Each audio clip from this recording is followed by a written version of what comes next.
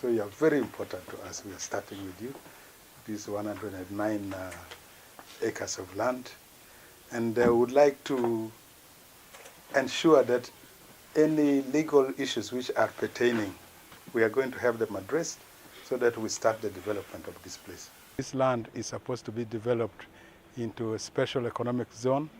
We are going to build all the roads, bring them the water, the electricity, and then the people who will come, they will put the factories. And this will be a special economic zone. Once we have the issues of the land settled, which is right now in the courts of law, and we're expecting that this should be done soon so that we start the development of that area. And there are a few squatters that we are supposed to compensate so that they leave the land free to be developed. We bought that land as government in 2018. The process started around 2017 when we advertised for purchase of land, and bidders did the bidding, and the procurement process went on, and it was a very clean process, and finally we bought the land. Now I need to emphasize that the process of procurement was very clean, and all due diligence that anybody who is discerning enough to check whether the land is clean was done. We checked with the Minister of Lands, not once, not twice, but over 6 times, and we received confirmations that the land was clean and the title that we are buying was clean. It's true that we received notification that the land that we are about to buy may not be clean, but when we checked, we discovered that the land the notification was referring to was a different piece of land. But we bought plot 326, and the land that they were talking about in the notification was plot, a different plot number. So for us, we insisted that what we bought was clean, and that's a matter to be determined. Yeah. Currently, we have a few squatters who are still remaining on the land, and we'll be able to sort that out once the court process is completed. We are in touch with our lawyers. Court is currently on recess.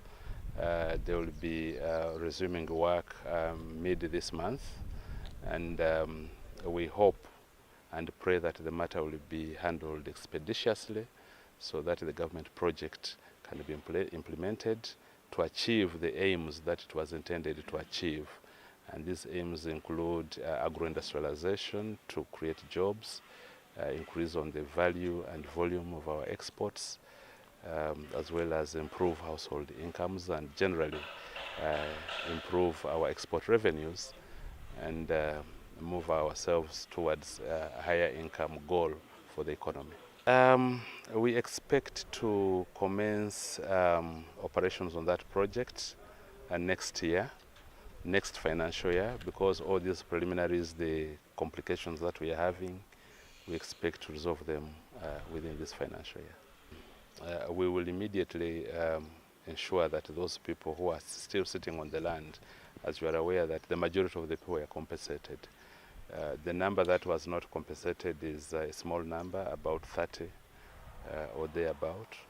They will be compensated once the matters surrounding that land are completely resolved. I also want to inform you that we have a court ruling that allowed us, it's a court ruling of 2023, that allowed us to use that land. If there is any claimant who proves that actually they have a legal right to the land, then they can be compensated, because public good takes precedence over individual interests.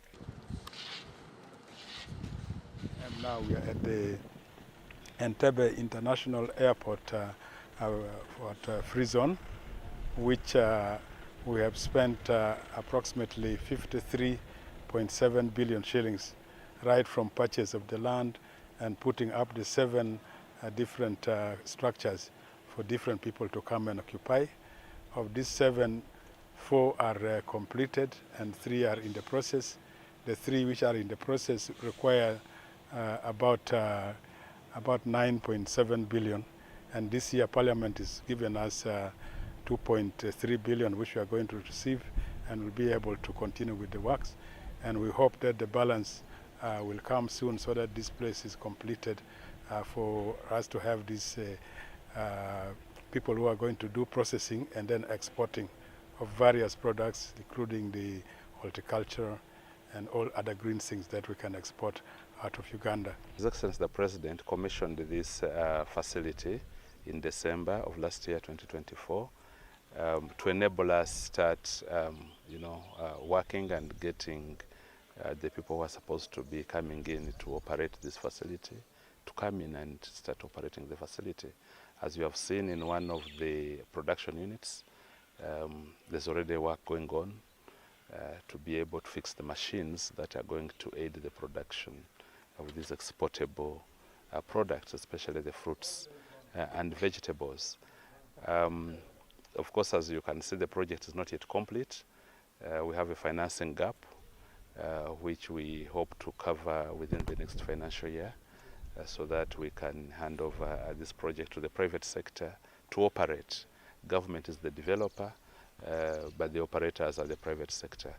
We expect that fruits and vegetables will be stored here, packaged here, branded here, and exported from here.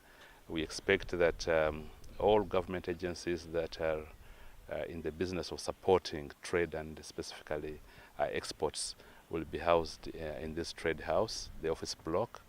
As you've seen, we expect Uganda National Bureau of Standards to be here to check the standards. We expect MAIF, the Minister of Agriculture, Animal Industry and Fisheries, to be here checking for sanitary and phytosanitary compliance. We expect URA, the Uganda Revenue Authority, to be here to check compliance with tax obligations, and so on and so forth.